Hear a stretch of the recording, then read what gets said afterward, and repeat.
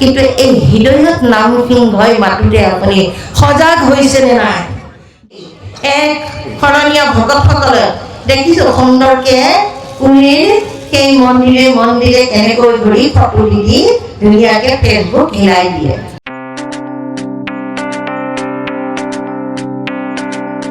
পৰম কৃপালু এই দ্বিতীয় বৈকুণ্ঠপুৰীত উপবিষ্ট হোৱা বিভিন্ন জিলা শাখাৰ পৰা বা পাই যুৱক যুৱতী শিশু সমস্ত আৰু এই অসম লোকেই নহয় অসমৰ বাহিৰৰ ৰাজ্যৰো আমাৰ ইয়াত সাধু সন্তসকল আছে। আমাৰ সন্মুখতে আছে এগৰাকী আমাৰ সুখী বান্ধৱ আমাৰ কল্পনা চৌধুৰীয়াই মুম্বাইৰ পৰা আছে। আই কালিৰ পৰাই আহি আছেহি, দুদিনমান আগতেই আহিছে। আই চৰণতো সেৱা জনাইছোঁ, সমস্ত জনৰে শ্ৰী চৰণত সেৱা জনাই আমি দুয়োগৰাকীয়ে এই মহাবৈকুণ্ঠৰ কল্পতৰু ভাগৱত হস্তখানি চৈতন্যকৰণৰ লগতে সৰলীকৰণৰো আমাক অকণমান দায়িত্ব দিছে।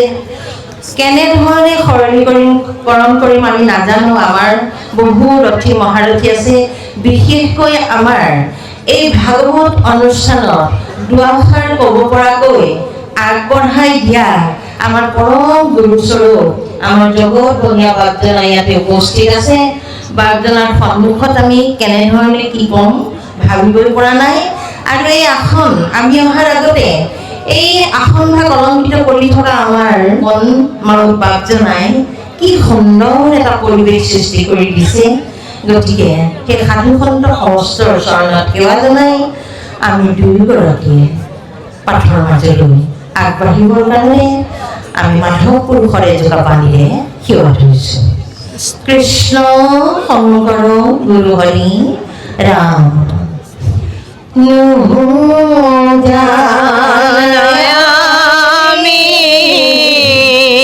सारी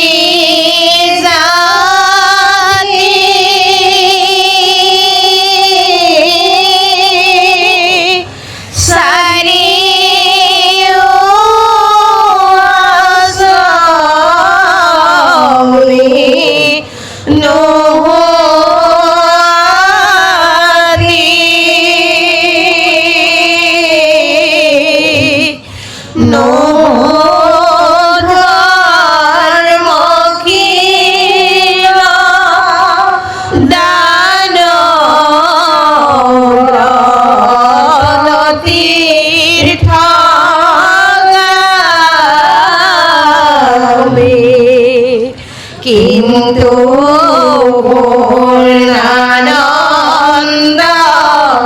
সমুদ্র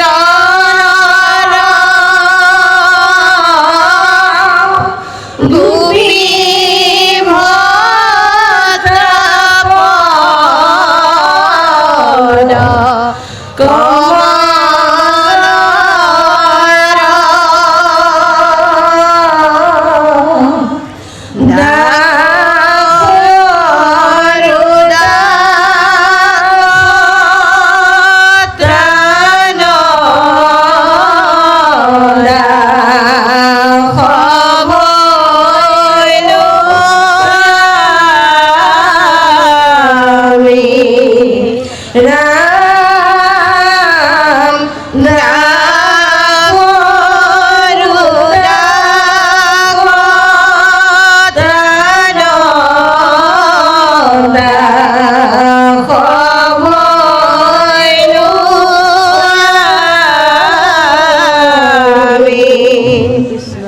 কৃষ্ণ ও হরি ও কৃষ্ণ আমার মন্দিরা খনি করাই পাথর রইতে পারি কৃষ্ণ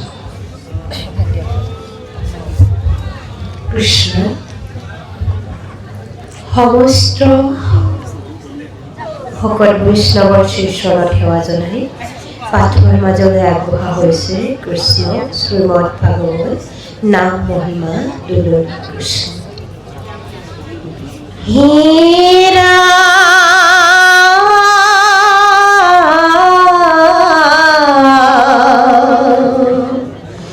নাম কীর্তনতা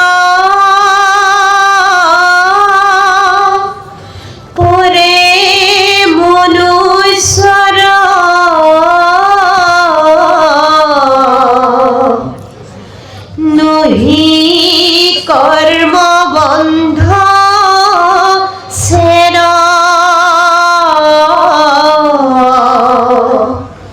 সমস্তে সংসার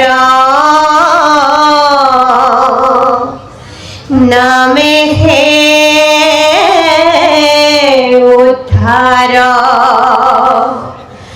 কহিলো পরম বেদ ইহার প্রমাণ খুলভে জানিবা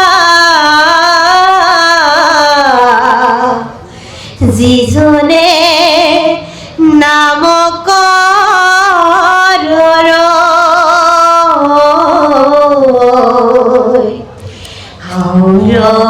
তার তীর্থ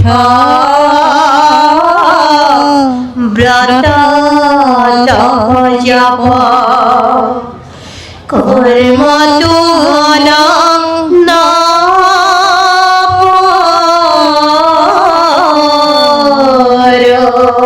কৃষ্ণ কৃষ্ণ কৃষ্ণ হে পৰম কৃপালু বাবা সমস্ত আজি নাম মহিমা নামৰ মহিমাকৈ অন্ত কৰিব পৰা আমাৰ শক্তি নাই আৰু ইয়াৰ আমাতকৈ আগৰ মৰ্মৰ বাক জনাই বহু ধৰণৰ উদ্ধতি দি নামৰ মহিমাৰ কথা আপোনালোকৰ আগত ব্যক্ত কৰিছে এতিয়া পদবন্ধে কৈছে নাম কীৰ্তন অতপৰে মনুষ্যৰ নহি কৰ্ম বন্ধ ছেদ বুলি কৈছে এতিয়া আমি সুন্দৰকৈ পাঠ কৰি গৈছে আমি বুজি পাইছোঁই নহয়নে বাৰু যে নামৰ কীৰ্তনৰ বাহিৰে এই মায়াময় সংসাৰখনৰ কি কৰ্ম বন্ধ তাৰ পৰা আমি এৰা খাবলৈ এটাই উপায় হৈছে নাম নাম শ্ৰেষ্ঠ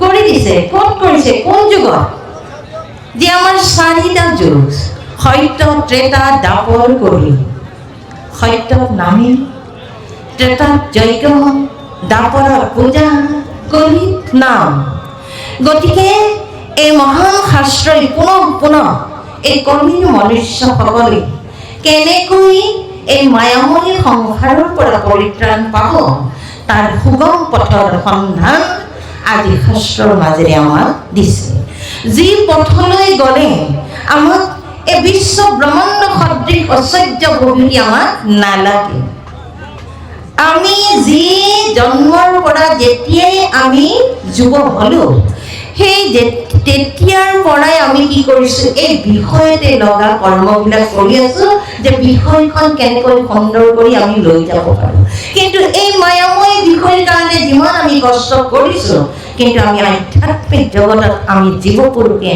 কি ল'লে পৰম লোকলৈ আমি গ্ৰহণ কৰিম কি লৈ যাম তাক আমি কিমানখিনি ভাবিছোঁ সেইখিনিয়ে আচল কথা এতিয়া আজি বৈকুণ্ঠ কৰি ভগৱন্তই নিজে কৈছে এই শাস্ত্ৰত আছে যে আমি নাম ল'বলৈ হ'লে নামৰ তত্ত্ব জানিবৰ হ'লে নাম ল'লে কি হ'ব এতিয়াতো আমি গম পাইছোঁ যে কৰ্মবন্ধ ছেদ হ'ব এই কথাবিলাককে জানিবলৈ আমি সাধু সংগলৈ আহিব লাগিব কলিৰ নৰসকলৰ একে অল্পমতি অল্প জ্ঞান আৰু আয়ুস একেবাৰে কম মাত্ৰ 100 বছৰ কিন্তু আমি এই 100টা বছৰতে আমি ভাগ কৰি আমি জীৱনটো গঢ়ি লৈ যাব লাগে কিন্তু শাস্ত্ৰই কৈছে তুমি যেতিয়াই জনাব যা 5 বছৰ বয়সৰ পৰাই আমাক ভক্তি কৰিবলৈ কৈছে নামৰ তত্ত্ব বুজি পাবলৈ কৈছে কিন্তু আমি কালিলৈ পৰহিলৈ কিজানি যামগৈ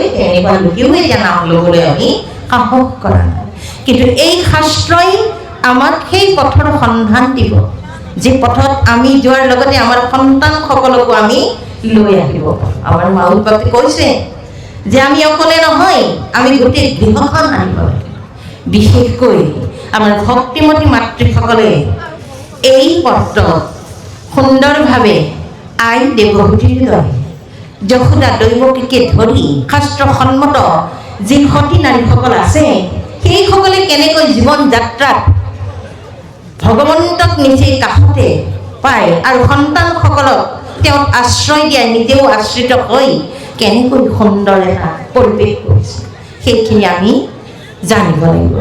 গতিকে সাধু সংগলৈ আহিলেহে আমি জানিম। আমি অকলে অকলে বৃহৎ শাস্ত্ৰ পঢ়ি তত্ত্ব বুজি পালেও সেই তত্ত্বই ইমান আমাক মনোগ্ৰাহী নকৰিবও পাৰে, হৃদয়ংগম কৰিব নোৱাৰিবও পাৰে। প্ৰমাণ চাব, আপুনি সদায় গুৰু গৃহত বোলে মই সদায় ভাগৱত পাঠ কৰি আছো, আজি শাস্ত্ৰভাগ মই 3 বাৰমান লুটিয়াব পাৰিলে পঢ়ি হৈছে লুটি খাই গ'ল, কিন্তু তাৰ তত্ত্বখিনি লৈ এই সংসাৰখনত চলিব পাৰিছোনে নাই সেইটোহে আমাৰ ডাঙৰ কথা। সেইকাৰণে সাধু সং অনুসৰা বুলি কৈছে। সাধু সংগে মোৰ কথা নুশুনে দিনৰ জীৱন্ততে মৰা সিটো অধম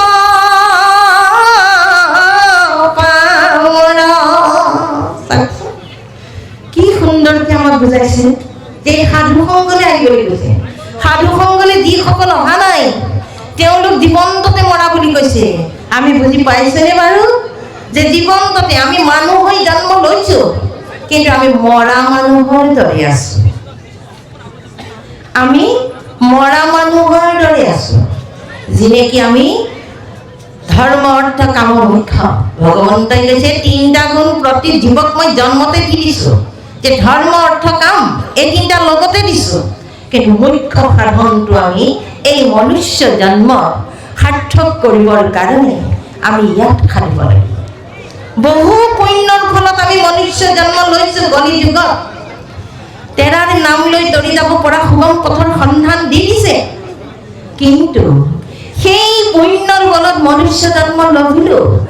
এতিয়া মনুষ্য জন্ম লাভ কৰি আমি সেইখিনি সাধন কৰি তাৰ লগত আমি পুণ্য সঞ্চয় কৰিব পাৰিছোনে নাই, সাধু সংগলৈ আহিছেনে নাই, সেইটোহে আমাৰ ডাঙৰ কথা। আৰু সেই চেষ্টাৰ অৰ্থে গুৰুজনাৰ যি উদ্দেশ্য আৰু লক্ষ্য, সেই উদ্দেশ্য আৰু লক্ষ্য আমাৰ শ্ৰীমন্ত শংকৰদেৱ সংঘৰ একে লক্ষ্য।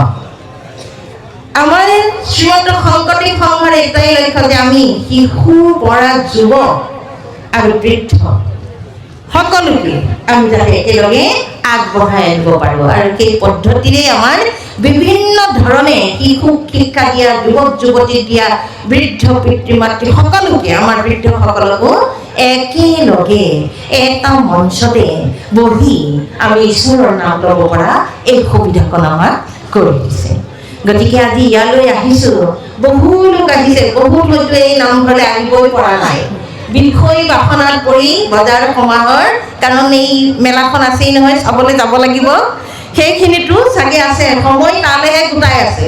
কিন্তু আজি ইয়াত যদি 10 মিনিটো বহি এই সাধু সংগত যদি সাধু সন্তৰ মুখেদি ঈশ্বৰৰ এই যিখিনি বাণী ইয়াত দিছে তাৰ তত্ত্বখিনি যদি আমি ল'ব পাৰোঁ, নিশ্চয় এই সময়কণ আমাৰ জীৱনৰ কাৰণে অমূল্য সময়, হয়নে বাৰু? গতিকে আমাৰ সেইটোহে আচল ডাঙৰ কথা। এতিয়া সেইকাৰণে কৈছে নামৰ কীৰ্তনৰ বাহিৰে এই মনুষ্য জন্মৰ সাৰ্থক নাই। সেইকাৰণে মাধৱ পুৰুষেও ঘোষাত লিখিছে, মনুষ্য জন্ম লভিবাৰ ফল হৰিৰ কীৰ্তন মাত্ৰ, হৰিৰ কীৰ্তন কৰি মহাসুখে হুৱে ভকতিৰ পাত্ৰ।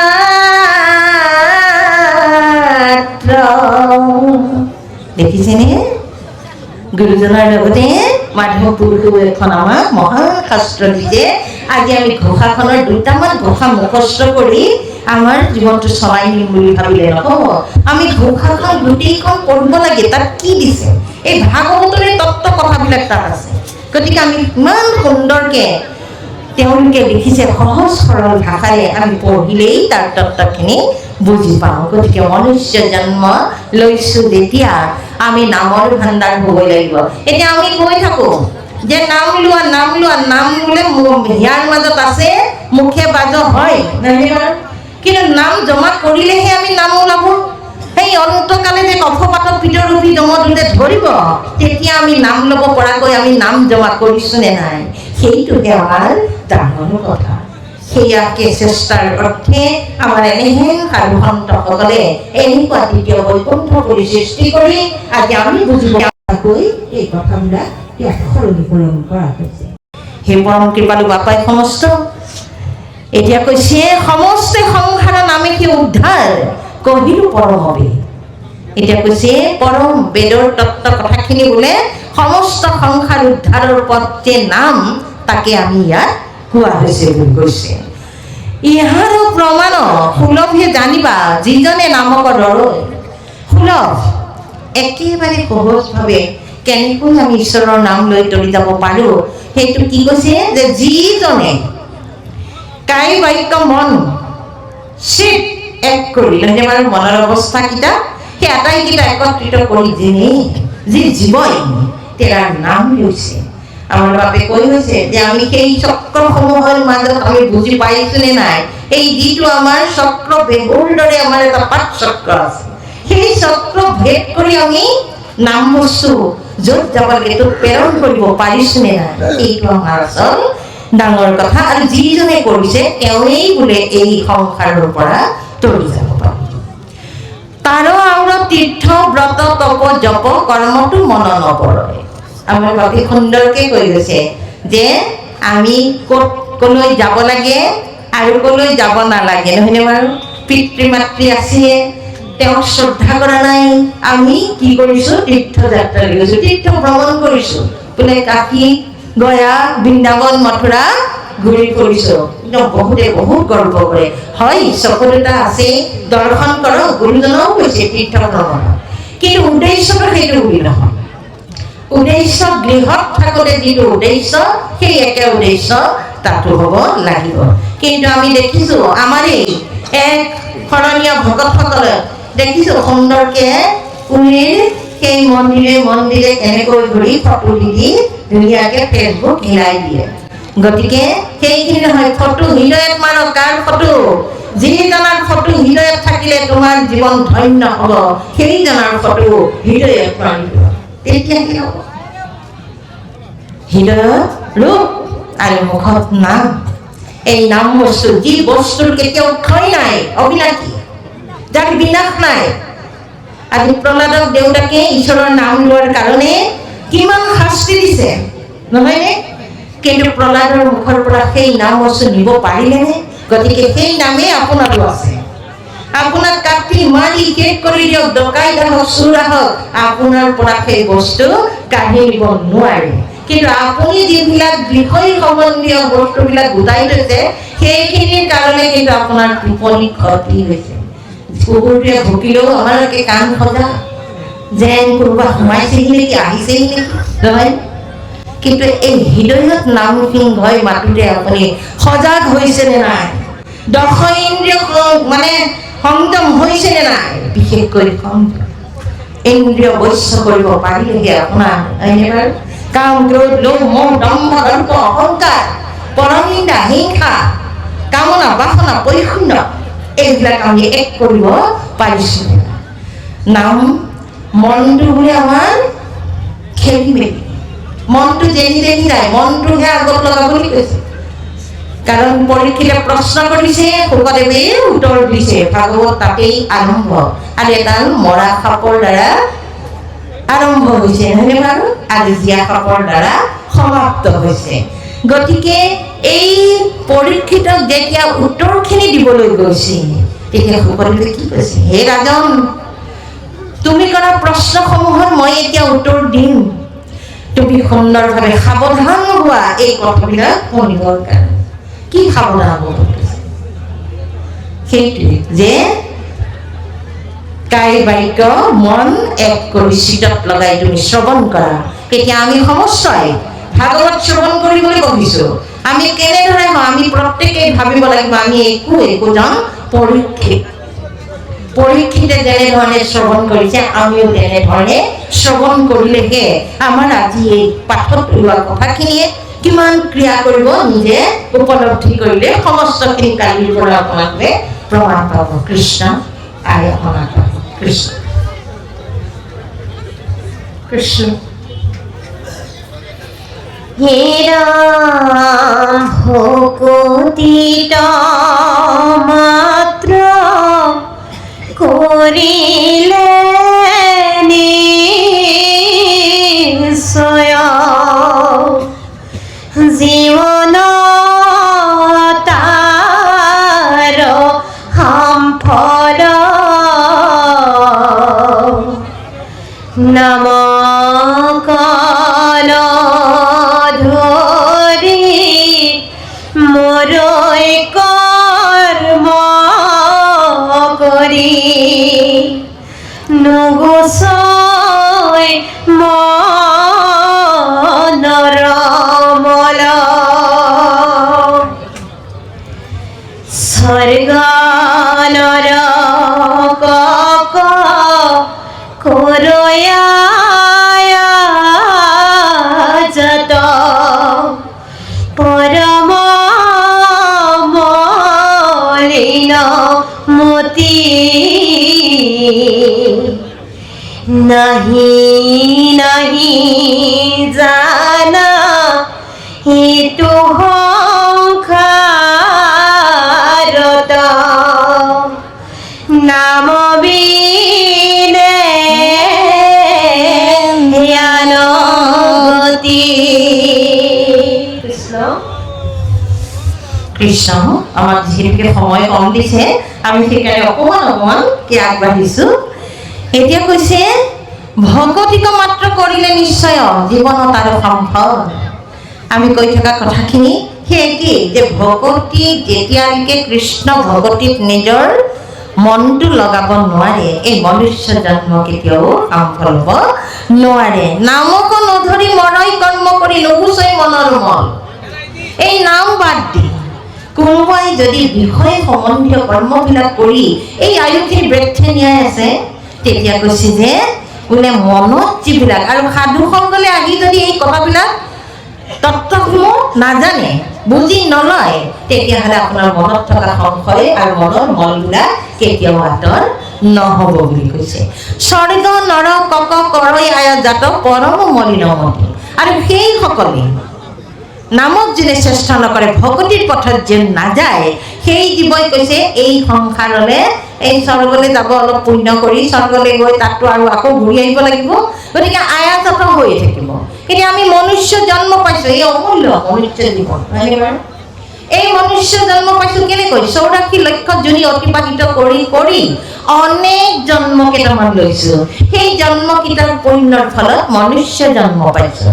আকৌ যদি মনুষ্য জন্ম পায়, যি হৰিক ভজিম বুলি কৈ আহিলোঁ, সেইখিনি নকৰি যদি আকৌ ইয়াকে কৰি আছোঁ, ৰতি প্ৰীতি বিষয়তে হৈ আছে, তেতিয়াহ'লে আমাৰ সেই আয়াজাতৰে হৈ থাকিব লাগিব। নাহি নাহি জানা এইটো সংসাৰত নাম বিনে আন গতি। গতিকে এই মনৰ মলখিনি, মনৰ বেয়া কামনা বাসনা দম্ভ দৰ্প অহংকাৰখিনি নাশ কৰিবৰ কাৰণেই আমি নাম ধাৰণ কৰিব লাগিব। নামৰূপী বজ্ৰ ল'ব লাগিব। এই মায়াৰ বাসনাবিলাকক মক্ষিমৰ কৰিবৰ কাৰণে, কাৰণ আমাক কৈ দিছে নাই নাই নাই, এই নাম বিনে আন গতি নাই বুলি কৈছে। নামৰ বাহিৰে আৰু আন গতি নাই। ইমান সুন্দৰকৈ এই মহা সূৰ্য পুৰাণ শাস্ত্ৰখনত দিয়াৰ পাছত আমি যদি অন্য ফালে গতি কৰি আছো, তেতিয়াহ'লে আমাৰ এই মনুষ্য জন্ম সফল হ'বনে বাৰু? কৃষ্ণ পৰম গোপন কথা, যি তত্ত্বই আমি জীৱসকলক উদ্ধাৰ কৰিব পাৰে।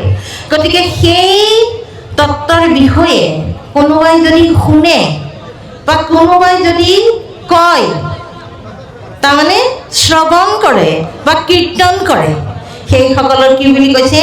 নপাই যাতনাক। এই বিষয় সংসাৰৰ যি বেগেনীযুক্ত যাতনাবিলাক, সেই যাতনাবিলাক আৰু তেওঁলোকে পাব নাপায় বুলি কৈছে। নাপায়, যমদূতে তাকো চকু মেলি নচায়। সেইসকলৰ ফালে যমে তাৰমানে চকু মেলি চাবলৈ সাহস নাই বা তেৰাইকেও চাব নোৱাৰে, নহয়নে বাৰু? নামৰ ইমান মহিমা। গতিকে এনেহেন নামত আমি আশ্ৰয় নলৈ আনফালে গ'লে হ'ব জানো?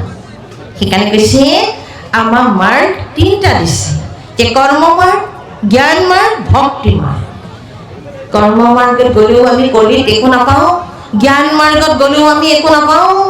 যে 14 শাস্ত্ৰ 18 পুৰাণ 4 বেদ আদিকে কৰি যদি আমি অধ্যয়ন কৰি পণ্ডিত হৈ জ্ঞান আহৰণ কৰি আছোঁ, কিন্তু তাত কোৱা প্ৰকৃত যিটো নামৰ মহিমা তাক নুবুজি যদি আমি পালন কৰা নাই, আমি সমস্ত শাস্ত্ৰ বেদজ্ঞ হৈ থাকিলেও আমাৰ জন্মটি ধন্য হ'ব নোৱাৰে।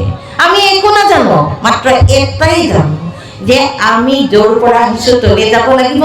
আমাৰ পৰম আৰাধ্য দেৱতাজন হ'ল দৈৱকী নন্দন দেৱ কৃষ্ণ। আমাৰ স্বামী তেওঁহে গৰাকী।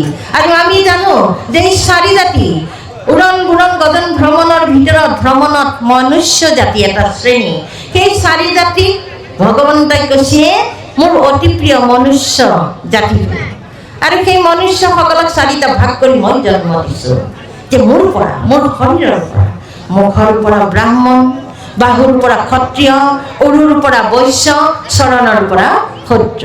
এই 4 জাতিয়ে প্ৰকৃততে জানে তেওঁলোকৰ আৰাধ্য দেৱতা মই বুলি। সেইকাৰণে তেওঁলোকে ভাল বেয়া বিচাৰ কৰিব পাৰে মনুষ্য শ্ৰেষ্ঠ অন্য জীৱতকৈ, আৰু তেওঁলোকে মোক উপাসনা কৰিব পাৰে। তাৰ তত্ত্ব আমি ক'ত পাইছোঁ? ভাগৱততো পাইছোঁ, গোসাঁইও দেখুৱাইছে। কি বুলি কৈছে? চাৰিও জাতিৰ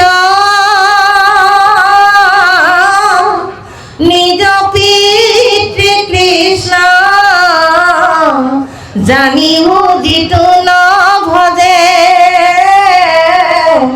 এই পাপ হলে ধৰ্মভ্ৰষ্ট ভূঞা ঘূৰ নৰকত পৰে। ইমান সুন্দৰকে কৈছে। গতিকে ঘোষাখন পঢ়িলেহে আমি বুজি পাওঁ। আৰু এই তত্ত্ব পাবৰ কাৰণে যে ভগৱন্তই কৈছে উদ্ধৱক কোৱাৰ চলেৰে, হে উদ্ধৱ তুমি মোৰ কাৰণে নাকান্দিবা, আমি দুয়োজন যদি গুচি যাওঁ ইয়াত অনৰ্থ হ'ব। গতিকে মই আন সমস্তখিনি মোৰ লগতে লৈ যাম, নাম বস্তু ইয়াত থৈ যাম, তুমি সেই নামতে ৰতি হৈ সাধু সংগত থাকিবা। উদ্ধৱে প্ৰশ্ন কৰিছে, বোলে মই দেখোন তুমি যাওঁ বুলি কোৱাৰ লগে লগে অন্ধকাৰ দেখিছোঁ, মই তোমাৰ লগতে যাম। আৰু মই তুমি যোৱাৰ পাছত মই তোমাক ক'ত পাম? বোলে মই বৈকুণ্ঠতো নাথাকোঁ, যোগীৰ হৃদয়তো নাথাকোঁ, মই এনেহেন ভগতৰ ওচৰত থাকোঁ যি মোৰ গুণানুকীৰ্তন কৰি আনকো শুনাই আৰু নিজেও ধন্য হয়। গতিকে এনেহেন স্থান এই বৈকুণ্ঠপুৰীলৈ আহিবলৈ উদ্ধৱৰ দ্বাৰা আমাক কৈছে।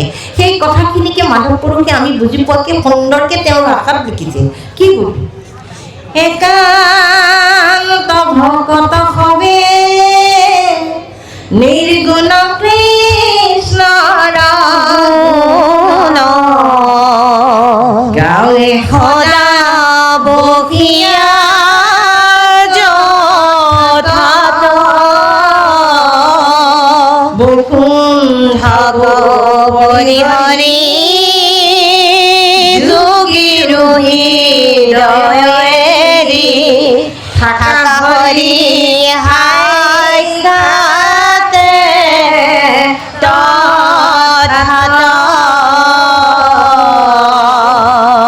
চাওকচোন কিমান সুন্দৰকে আমাক চিনাকি কৰি দিছে এই সত্ৰখনৰ কথা। এয়াই হ'ল নৈমিষা অৰণ্য, য'ত নেকি এই মহাভাগৱত শাস্ত্ৰৰ আলোচনা হৈছে, নহয়নে বাৰু? গতিকে আজি আমি সমস্তই আমাৰ 10 ইন্দ্ৰিয় আৰু মনকে ধৰি 11 ইন্দ্ৰিয় আমি সমস্তই আজি এই মানৱ তীৰ্থ স্নান কৰিছোঁ, নাম গংগাত স্নান কৰিছোঁ। 10 ইন্দ্ৰিয় আজি আমাৰ পবিত্ৰ। আজি চাওক আমাক সুন্দৰকে কৈছে ইন্দ্ৰিয়সমূহৰ যে চৰণযোৰ আছে কলি যাবলৈ কৈছে, নহয়নে বাৰু? নগলে কি বুলি কৈছে? এজোপা বৃক্ষৰ দৰে বুলি কৈছে। আজি সেই চৰণযোৰেৰে আজি আমি ভকতৰ ওচৰলৈ আহিছোঁ। আমাৰ চৰণ আৰু সেই বৃক্ষ হৈ থকা নাই। আমাৰ চকুজুৰি মৌৰা চৰাই পাখিত থকা সেই চকুৰ আকৃতিৰ ছবি হৈ থকা নাই। আজি আমি ভকতৰ মূৰ্তিৰে ভগৱন্তক দেখা পাইছোঁ। সেইকাৰণে আজি আমি এই শ্ৰীমন্ত শংকৰদেৱ সংঘৰ অনুষ্ঠানত সকলোৱে ইজনে সিজনক দেখি আমাৰ কাৰো মনত বেয়া ভাৱ নাই, মাত্ৰ একাকাৰ কৃষ্ণ কৃষ্ণ কৃষ্ণ কৃষ্ণ। সকলোৱে দেখি আমি আত্মাক সেৱা কৰিছোঁ, কৃষ্ণ কৃষ্ণ কৃষ্ণ। কিমতে ভকতি কৰিব তোমাত হৰি হৰি হৰি